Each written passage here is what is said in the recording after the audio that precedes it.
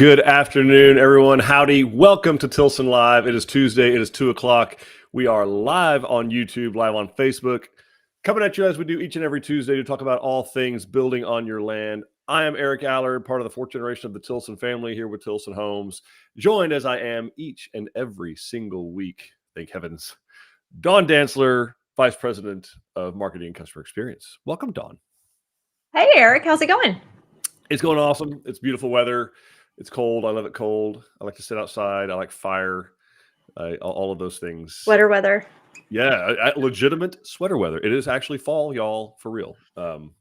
This week, at least.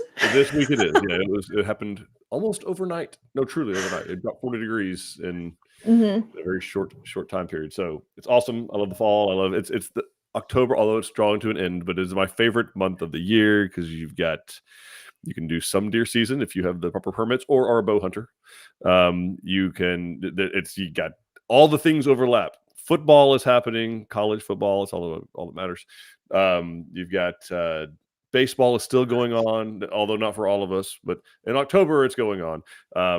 But the Rangers are ahead in the World Series, which is really cool. And if you're a Rangers fan, and then also basketball has started. If people are interested in that. That's a thing.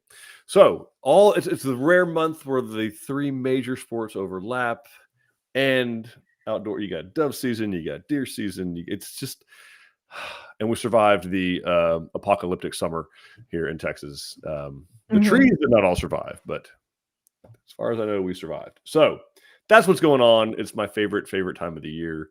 That's awesome. But there's also stuff to talk about. We got to learn some folks. We got to learn some things. Learn some teach things. But obviously, like we do each every time, folks, we want you to drop into the chat. Tell us where you are watching from, where you're building, what part of the process you're in. And we're here to answer all of your questions. That's what the whole show's about. Show's about you.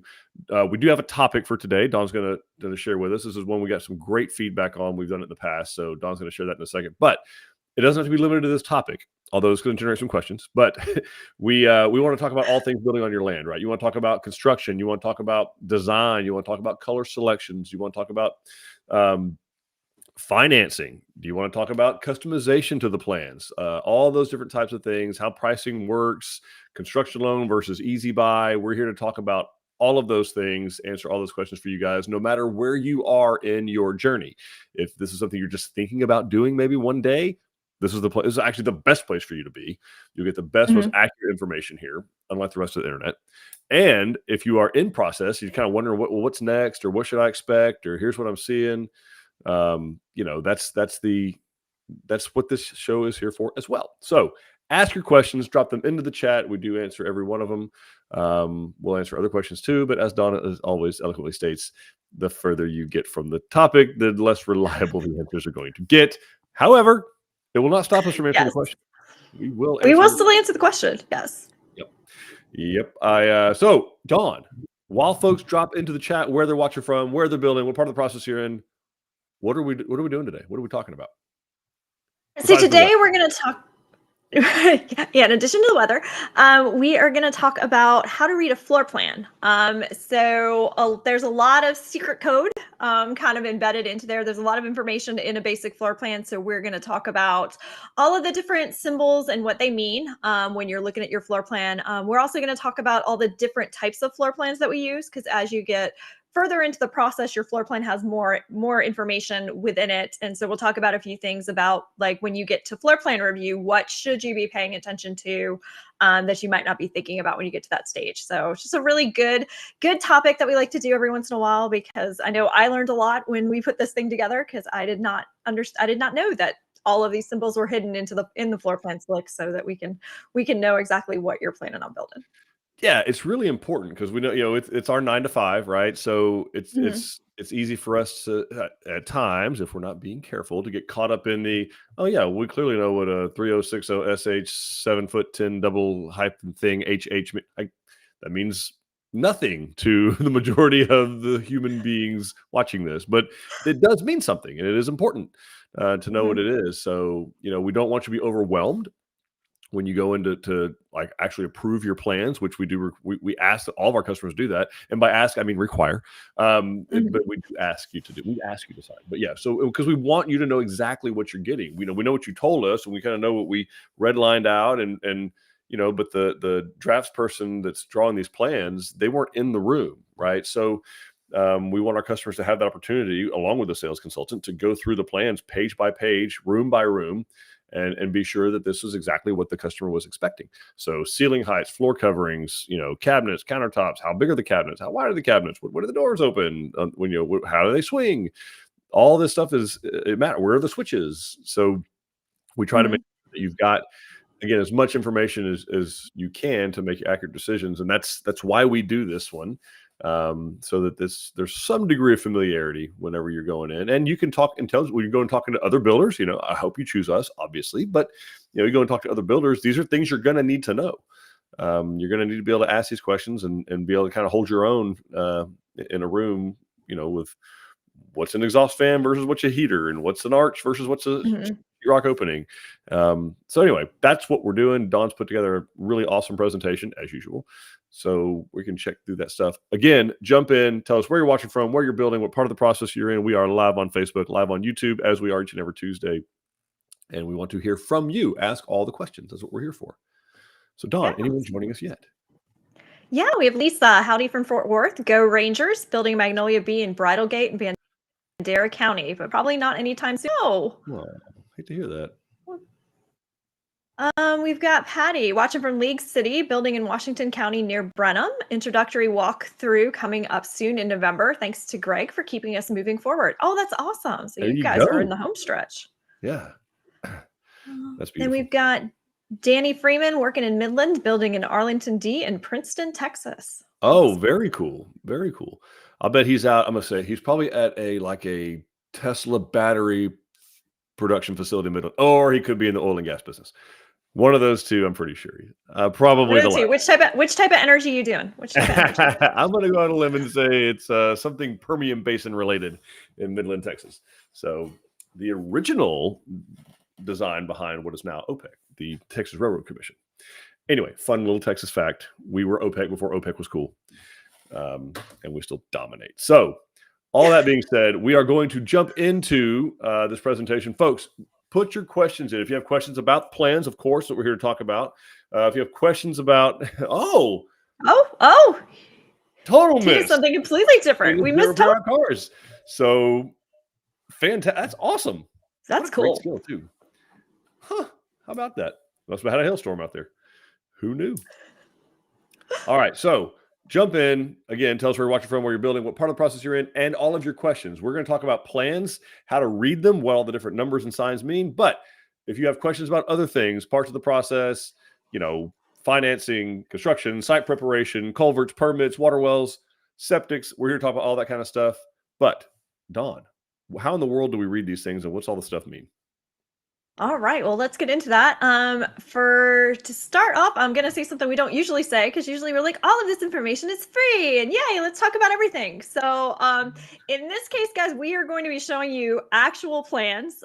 This is an actual customer's home. We're going to be showing you in-depth plans, and technically, if you screen grabbed it, you could actually build the house. So this is just my little disclaimer that all of this is copyrighted to us. Please do not screen grab this and build our home without us. We own all of this material. The algorithm's watching you anyway. Yes, the algorithm will know. All right, but the first type of plan that you are going to see from us, and this is what you're going to see from most builders, are the simplified version that we put online. So all of the plans that we're going to show you throughout this are for the exact same home. And just what you see on our website is just simplified to show you the key features of the home. It's going to give you some major room dimensions, and the dimensions that you're seeing on this are the interior dimensions of the room. So wall to wall, not counting the outsides. And I've mentioned that because that's going to change as we get later into the plans. And we're just calling out some of the key features that we want to draw your attention to. So we're not telling you necessarily window sizes and things like that. We're calling out the major features like, hey, this is a corner soaking tub. This area has a raised ceiling. This has a step ceiling. Those types of things are what we're going to call out in these plans. And this is just kind of zooming in to that to kind of show you exactly what I'm talking about in that aspect. So you've got the, eating island that we're calling out here, raised ceilings, all of that good stuff. Within that, though, you will see that there are some differences on the outside of the home, and this is actually indicating what materials we are actually putting on the exterior. So this top one that you're seeing, this is hardy siding. So when you see the solid dark line, that's going to be our hardy plank siding. When you're always going to see that dark line because that's actually the interior, that's the framing. When we go to put any kind of masonry, we're actually adding that to the outside. So we're actually extending your foundation and then we're putting that material on top of that. So when you see these kind of dashed lines, this means that it's brick. So when you see that wall is going to have full brick on the outside. The next one down that's kind of got the hashes it's actually stone. Sorry, I'm trying to find my mouse on my screen. There we go. So these are actually stone. When you see this kind of Chetch pattern going on, that means full stone.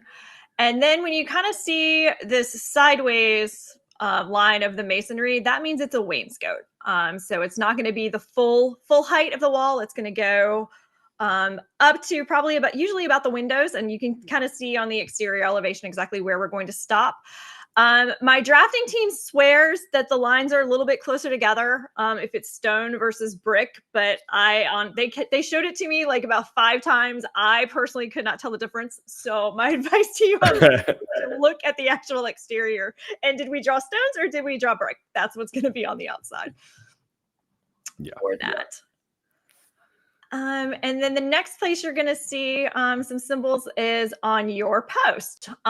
So based on what the post size is on that front porch area or back porch is what type of post you're going to be seeing. So when you see this solid, large one surrounded by a line, that is a composite post. So it's going to be a little bit wider. And that's what you're going to see. If you see the brick indicators around it, that means it's going to be a masonry post. Again, look at the actual elevation to see if it is stone or brick there. When you see it, it's kind of a little bit of a smaller square. That's going to be our rough sawn wood post. It's going to be actual wood post there. And then same thing, you might see kind of a hashed masonry around it that's indicating that we've got a masonry base on that post.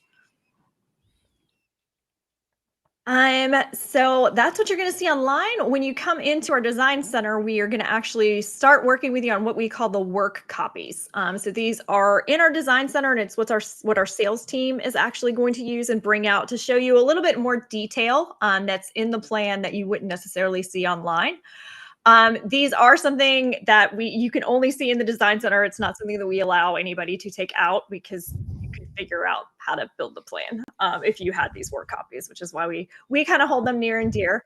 What's going to be added into those work copies that you won't see online are what we call a flooring schedule, which is just a list of what flooring is going in what area, how much we're using. Your exterior veneer percentages are going to be on there, which is good information to have if you are building somewhere where you have an architectural review committee that requires you to have X% of masonry. This is where we would get that information from. There's going to be more detailed measurements than what you saw online. We're also going to have the electrical layout. You're going to see the elevations for all 4 sides of the home. As well as some details for the cabinetry and other elements. And your design consultant's going to work with you to go ahead and make any kind of changes that you want here. And that's where we come up with the term redlining because we actually draw it on in red. So Eric, did you want to actually share where we're getting this from? Well, I was. Yeah, it went away. As soon as I hit share, it went by. And we're back. And we have an echo. There we go. All right. So we start off with what, like I was saying, a work copy. So it's just a working copy. It's our sales team can print these on demand. They are scaled. And because you have a title block on every set of plans that you're going to see. It'll say what plan it is, the name of the builder or designer, and what in the world it is. Is it a work copy? Is it a file copy? Is it, what version is it? And those all will come down later. Once the customer plan, we'll see that later, has other things. But you got, like I said, flooring schedule, all that kind of good stuff. The square footage is that helps our sales team in case you're wanting to maybe change carpet out for vinyl plank, or upgrade the level of tile from level 1 to level 4 or something like that. It just saves a little bit of time for them to get that pricing to you, because we do offer that pricing, what we call desktop pricing.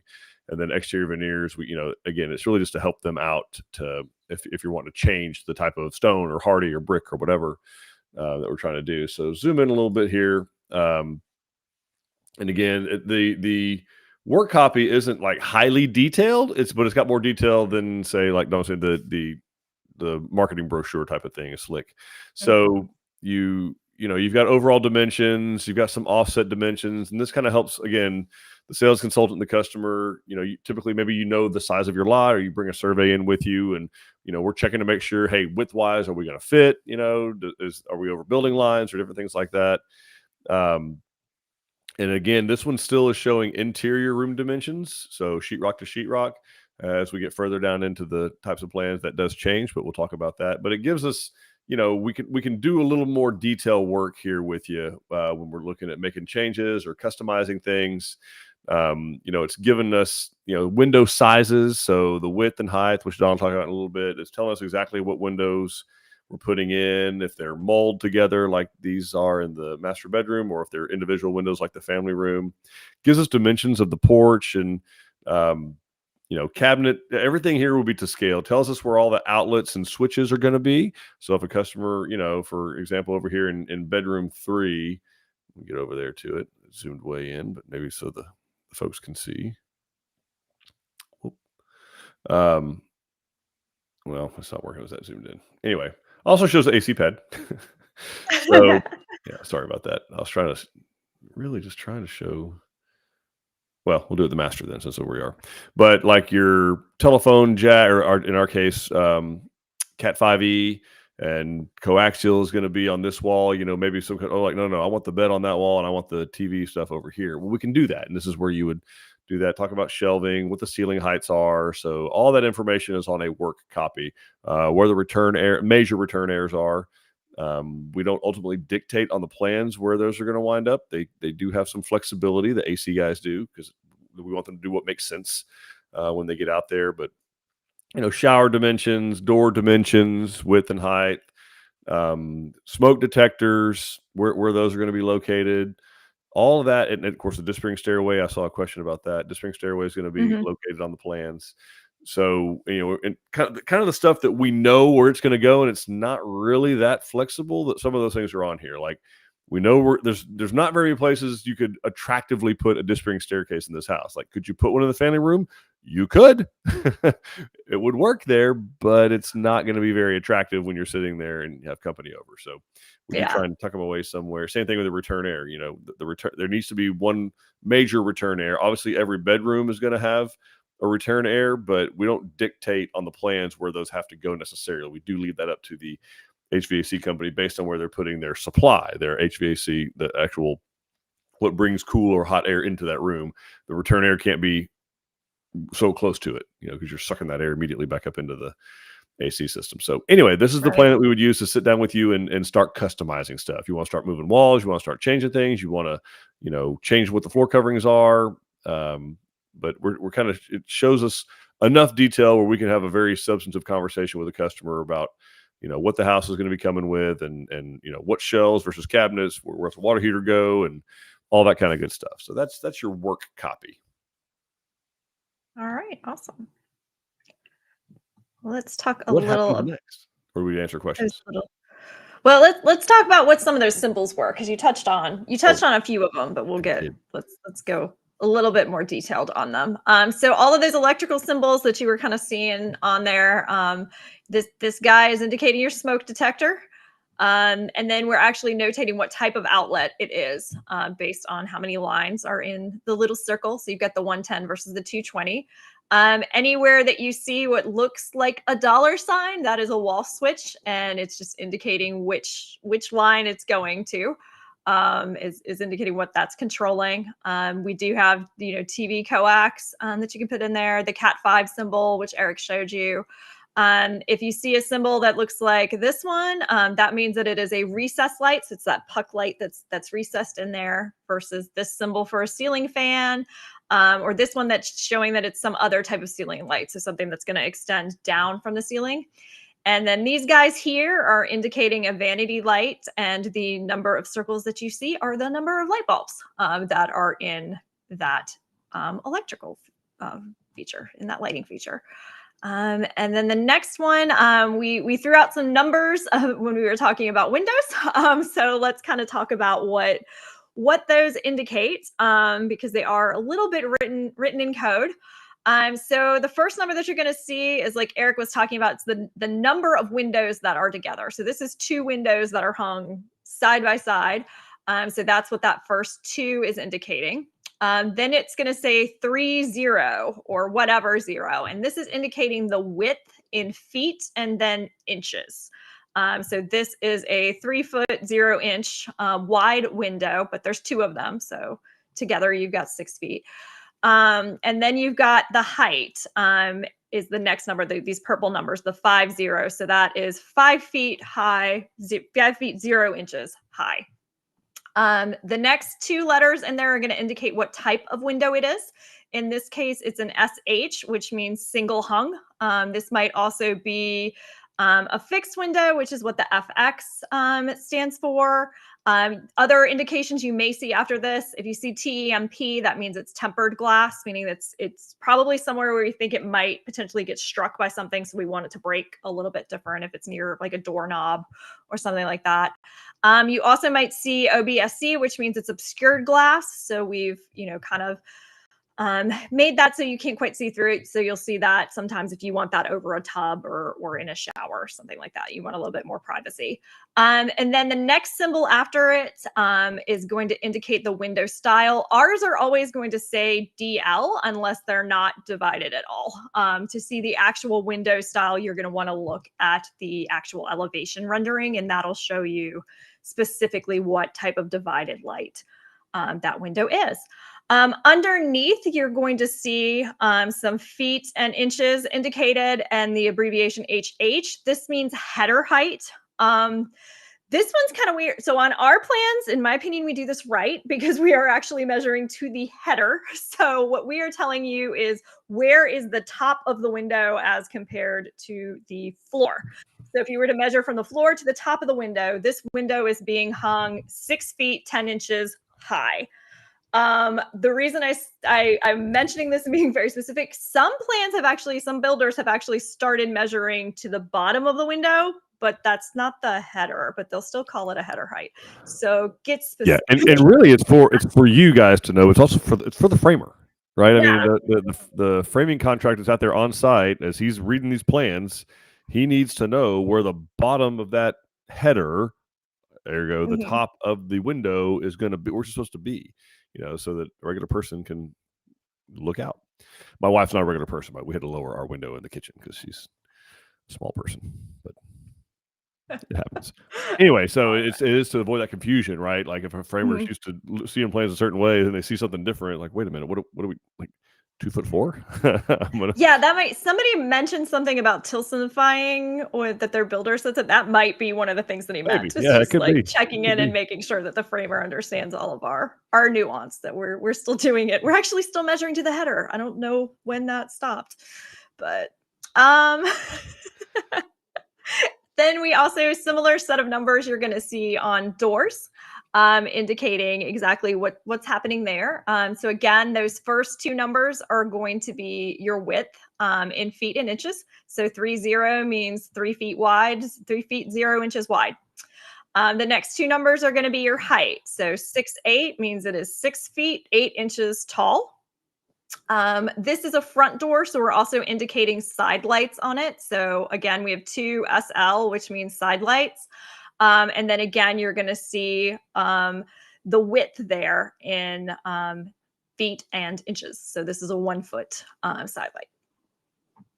And then the one thing that you do want to look at when you're looking at windows is these dotted lines that are indicated here are telling you which direction the door is swinging.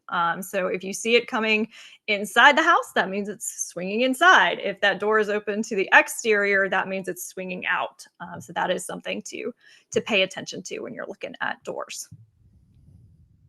We're also going to show you cabinet details, and there's a bunch of different things happening in here. So again, kind of looking at door swings, you're going to see some dashed lines on the doors for your cabinets. Where the dashed lines come together, those are your hinges. So it's opening towards that, is what that is. That's indicating. And then same thing in an upper cabinet, you're going to have width, then height when you're looking at it. So 3 feet 30 inches by 24. So these are in inches. And then we're also going to indicate what type of door it is. So when you see BPD, that means it is a bi-parting door, doors that go like this. Two doors coming together. You might see a note about CWC. That means it's a corner wall cabinet. So that's actually recessed into the corner. Within them, within the cabinets themselves, if you see this STK, that means it's a slide out tray kit. So those are the actual where the shelves actually pull out. That's how we know if that's included in the kitchen. You're going to see your base cabinets also showing width. And so this yellow number is the width. We're only going to show height if it is different than the rest of the cabinet. So there's going to be a base cabinet height. If it's different, we will also show a height in that area. And then we will also indicate the cabinet depth will be noted after a dash. So in this case, it's a 33-inch wide cabinet that's 27 inches deep. And then also within cabinets, just to make everything fit, sometimes you're going to see fillers. So if you see this BF, that's what that means. It's a base filler, and it's telling you how many inches wide it is, just to make sure that we've got no gaps happening where we're putting cabinets together. So fun, good times. Let's pause for some questions now. Yeah, so y'all drop your questions and comments into the chat. We will answer and show them. So what's going on, Dawn? All right. We've got Dita asking, do all homes come with an attic? Some floor plans you can see where the attic entrance is, and some don't show one.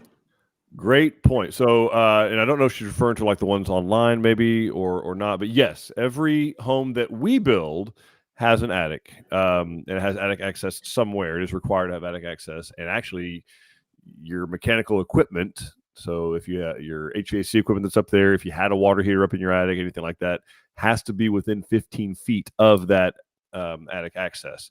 We use I think the code just requires a 24-inch wide attic access.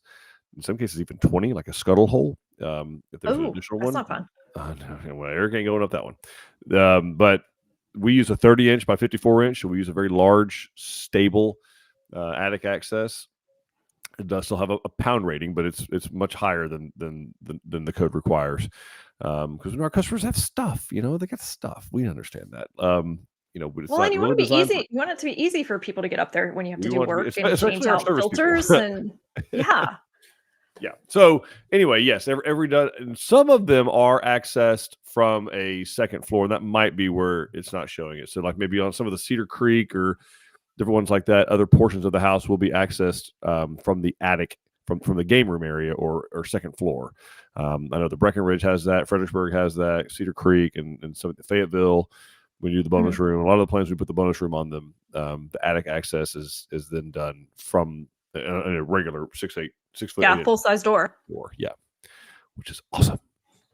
Yes. Except that I have found that more junk finds its way up there because it's easier. There's a problem with that. That's true. All right. Then we have Britt asking, does Tilson have options that include the land being purchased through the Easy Buy program with the home? Okay, so we have done it in the past. It's not going to be the same as the Easy Buy program because you are going to have to close on that land and start making interest payments on that land at least. And that can be done through the Easy Buy program on a case-by-case basis. It can also be done with a one-time closed construction loan program. So that we offer that as well, where you can close on the land and home up front in a one-time closed construction loan situation. If you want to do that, if you do the easy buy, you can still do it that way, but you will have to make that land payment. And it's typically going to be interest only. It's very similar to a construction loan, actually. But we got to get that land titled in the customer's name. So great question, Brent. All right. And then they're sharing that they are watching from DFW area and also looking to build there. Beautiful. All right. So let's see. After you have drawn up your plans and made all of your changes, did we want to show? Did you want to show what? Briefly, let's show what a drawn up work copy looks like. So when you sit down with your sales consultant with the work copy we're showing, they're gonna make the changes, and this is very limited changes, which is awesome. But they're gonna make those changes and these are in color. It's gonna be hard to tell on a mobile device or otherwise, but we obviously red is red, and then we try to do like a blue or some other color to indicate what the changes are. And then there's a kind of Excel document that has corresponding list of numbers so these numbers aren't random. They do correspond with something, but instead of like making a bunch of handwritten notes with words on the plans, they get all cluttered up and you can't see anything. And some people have bad handwriting. I should have been a doctor. That's how bad it is. I'm not. I'm a doctor of on your lot. I have a PhD in on your lot for sure. But 100%. Yeah, more like a 78. But these numbers all correspond to that document that's telling the draftsperson, hey, here's what number 4 is the customer wants vertical board and bat hardy plank siding on the front gable and half gable. Right. Number 11 is there's some small decorative cedar trusses in those front 2 gables. So there's a list somewhere that corresponds to these so that the draftsperson can reference that and not be all cluttered up. But in red, like you can tell this customer, change number 16 is they obviously wanted all of the TV and RJ45 outlets, the Cat 5e outlets, to all be 72 inches high, so 6 feet off the floor. So they're all obviously mounting their TVs up high, and they wanted the outlets for those to be hidden behind there. I would recommend in that case we put a 110 up there as well. So just pointing that out. It's that way, and pretty much it looks like every room except maybe the master and the flex. So anyway, then they also put some outlets in the soffits and some floodlights, and also some floodlights with motion detectors on them. So again, this is still just the Palacios work copy that we started with, but it's got kind of some red line, like Don was saying, changes on here, so that our drafting team has something to correspond, to know, hey, what did the customer want to do? What are they trying to accomplish? That's one of the things we look at as soon as the customer's plans come into the office. We have a different department that kind of reviews it all and is like, hey, are we accomplishing what the customer's trying to accomplish? And that's one of the questions that they answer. So they want 4-inch cabinet crown molding throughout the whole house. So that note is here. There's some different details that are called out. So then they take that and they produce what we call a file copy. So our design drafting team, and again, these are all in-house. They work for us. We don't, these aren't third party. They work for us. So they will then produce a set of plans. Ordinarily, the customer's name was here. It was hidden to protect the innocent, because people know about his business. So, but this will have a much more. This is specific to this customer, right? So you can see that we've completed the board and bat. Right, here's your cedar trusses. We put the windows over here the way the customer wanted with the shutters, and then this is page by page of a lot more detail. The reason there's several pages is because if you try to put all this detail on this page, it would be so jumbled and cluttered up you couldn't read anything. Nobody could read it. So not at all. Not everybody needs everything, right? Like the framing contractor doesn't necessarily need to know what the floor coverings are going to be. The electrician doesn't necessarily need to know what the exterior veneer is going to be on a particular wall. So this is where the dimensions start to get a little bit wonkier. And it's not going to be interior dimensions. Also indicate on this plan, this is obviously being built in a windstorm area. So we got a wind speed rating of 144 that's required based on where this person's building. And these other little notes, there's little notes down here that are kind of indication of a particular area in which we're building. So if a city has a particular code, or in this case, these are all windstorm notes, that they'll be located on these plans as well. But as you get into this, you can see that there's a lot more detail. Here's your flooring schedule. So you got some carpet, you got some vinyl plank, you got some ceramic tile. We got a very detailed deal on just the master shower. The reason for that is the framer has to get this pretty exact, right? For all the doors and the glass and the cabinets and all that kind of stuff to fit. So this is broken down even further detail. Make sure they have that. We've got all the cabinet details, which actually didn't change much on this plan. We've done some board and batten stuff. We even tell them, this is a key detail. We try to, little bitty details like this matter, right? So for example, we want to make sure that when you're doing board and batten, that there's one that is centered on the gable. I know it may seem a little type A to some folks, but I've seen it done, particularly like apex like this. You put a truss there, it's all beautiful, and then you have your first batten starting 3 inches to the right, because they started on the left side and worked their way over every 16 inches. That's an option. You can do that, but having it centered on these windows and centered on the middle of this gable, like to us, is very important, that it look correct. That's actually something we have to even tell people when they're rendering our plans. We have to go back and correct them. So it's definitely a detail you want to pay attention to. And then you start from here, and then you work your way out. And if it happens to end on here, fine, so be it. If it doesn't, this is the one that matters. This matters. Yeah. And this file copy that we're looking at, guys, is what you'll actually be looking at when you come in for your file review. This is the level of detail you'll be seeing. That's exactly right. Different plate height, so all that's going to be on here. A lot of detail is going to be on the file copy. Front, side, rear elevations. Roof pitch which is also on the work copy, but you got a 12 by 12 side to side and an 8 on 12 front to back. That's just the slope of the roof. Rise over run. Oh, yep, you do have to know that, folks. Geometry is a real thing when it comes to building, if you want it square.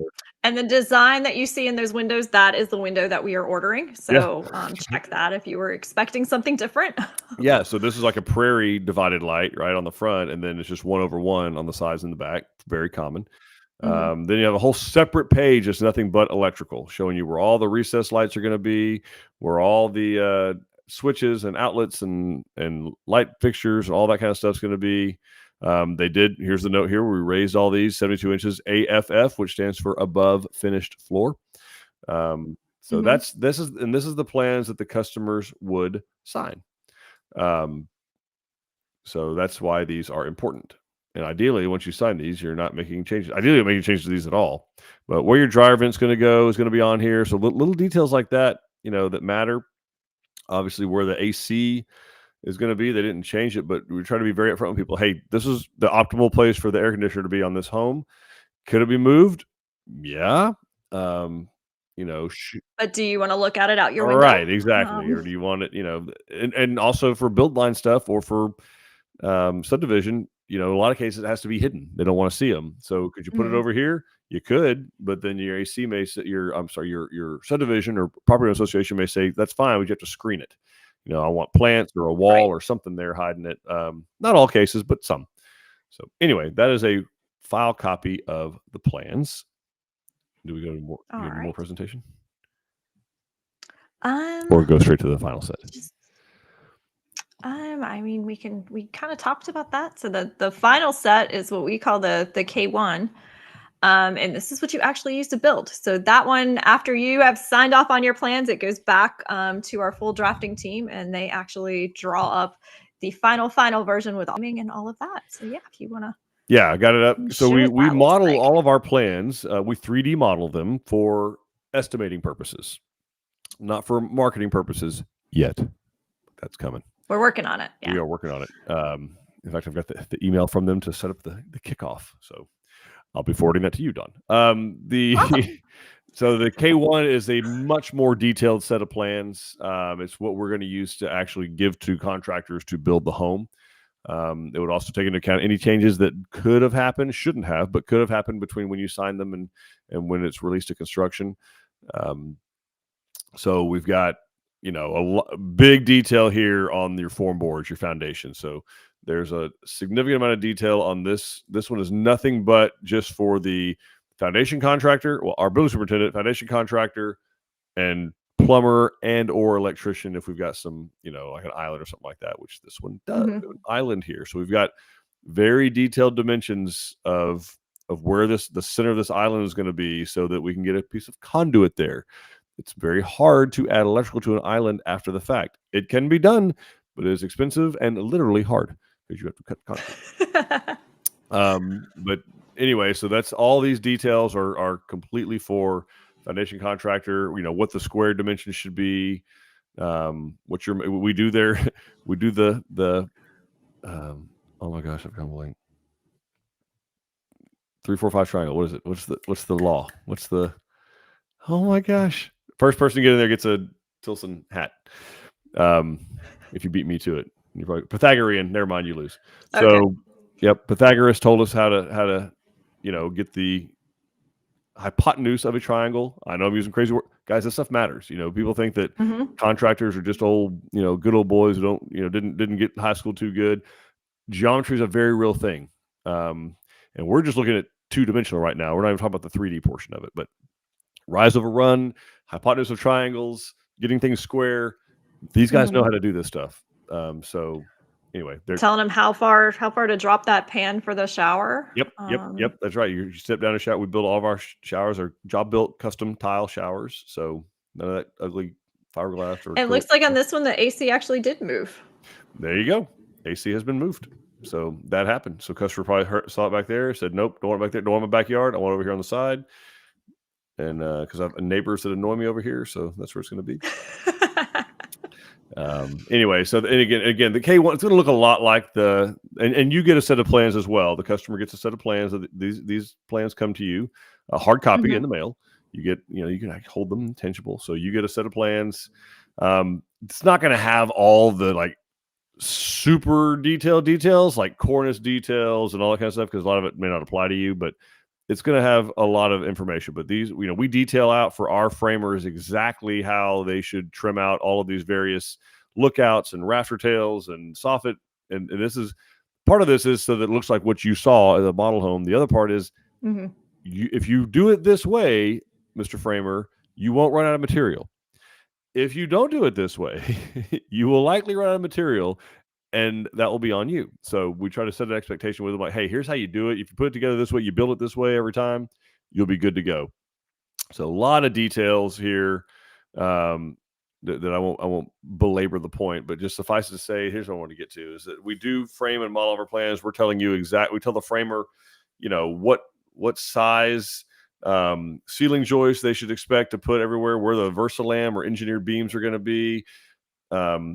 If they're color coded in plate height, so what's 8 foot, what's 9 foot, what's 10 foot tall ceilings, it's all color coded. We try to make it very easy for our framers to just be able to hit the job site, dive into that material, and start getting to work and not start cutting up stuff that's designed to go somewhere else. So a little bit of training, a little bit of coaching, and they go. Then the next one would be your rafters. So the rafters are a separate page. But again, this is just an effort to try and make sure that we minimize waste, maximize efficiency on the time on the job site, and keep our prices competitive as possible. Try not to waste a bunch of material. The grayed out areas you see here, that would be where the decking would be for your mechanical equipment. We don't deck the entire attic for storage. It's not really designed for that.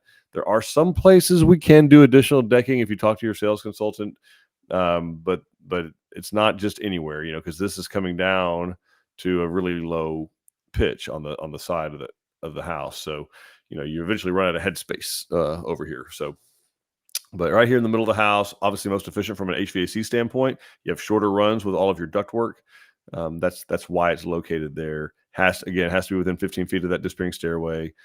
And then this is just the rafter detail. So showing where we want the bracings, purling, strong backs, all the different things that go into making a roof strong, solid. And in this case, 147 mile an hour wind speed. Now that's a gust. Okay. That's not sustained winds. That's a gust. But anyway, that is the final set of plans that will go out to the field for construction. Again, the customer will get a set of those as well. And then what else is there to talk about? What's next? That is it. Beautiful. As far as how to read a floor plan. Couple questions. We did have a couple questions come in. Priscilla is asking, will we get electronic versions of the plans? That's a great question. I mean, yeah, we could email them to you if you wanted them. Yeah. Yeah, there's no reason we could. There's PDF. These are and a PDF. lot of times the signing of the plans is done via DocuSign, so it's electronic version. Yeah, what I would encourage is that because really there can only be one set of construction plans, right? It's really, really, really important that there's not multiple sets of construction plans floating around. So if and when we do that, your electronic version, Priscilla, it will be at the end. This K1 or I think it's K8. We call the customer plans, but the last set of the is a very specific article in the English language. It's very different from A. A means there could be more than one. The means there is but one. So we want to be sure that the construction plans are the only ones floating around. Yep. All right. Dita is asking, at what point should we be putting in water and septic, before signing contract or after, when someone comes out and does soil testing and determines that where we want to put the house is a good spot to put it? Okay, so both those things should come at different times, actually. So I'm glad you asked. Water, you can do that kind of anytime. There's probably going to be an optimal place for the septic. I'm sorry, the water well. I don't know what you're talking about to go. If it's just a water meter, that really can be done anytime, because the water company is going to put it where they're going to put it. They're not going to give you a lot of options. If it is a water well, talk to the well installer. They'll be able to pull from the records that are at the state and at that county where other water wells are in and around you, because there are some stipulations for water wells and septic systems of how close they can be to one another. So, based on where your water well is, or your neighbor's water well is, or your neighbor's septic system is, or that can dictate to some degree where your water well can go. They want a buffer zone around them, and depending on how they're built, either 50 feet or 100 feet, depending on what type of water well you're putting in, if it's cemented or not. That can dictate that. If you got a big old piece of property, it's probably not going to matter that much. Put it in an area that it can be accessed for service later. That's important. Typically, that's going to happen anyway, because they have to get a pretty good sized drilling rig to where the site is. But it is kind of nice not to, once you do that, build a fence all the way around it that you have no gates to, that if a large truck needs to get there to service it, you need to have a 16-foot gate in and out of wherever it's going to be. So that's something to think about. Don't put it behind just a 4-foot or even 8-foot walk gate. You want to be able to get to it with a large piece. If something happens, they have to pull the pump out 200 feet down. They'll need a large piece of equipment to do that, and it's tough to do in a yard with a wood fence without putting the new look on the wood fence. So, but beyond that, so that's water. We need that pretty early on in the process, not before you sign the contract. In neither case do you need that before you sign the contract. Septic system, we will help you determine where that's going to go, because we'll have to apply for a septic permit in wherever county we're building. So that the location of that will be determined once we come out and do the site evaluation and help lay out, but it doesn't have to be installed until really the exterior of the home is done. So whatever kind of stone or stucco, brick, whatever the last thing to go on the house, when that part's done, you're free to start working on getting the septic system installed. Main reason being is that we don't want any of our large trucks. At that point, our large trucks are pretty well done with the job site. We don't want to run over, damage anything you've put in. I'd say we couldn't do it if it was in there earlier, but if we had a preference, that would be done sometime between when the exterior masonry is installed and completion.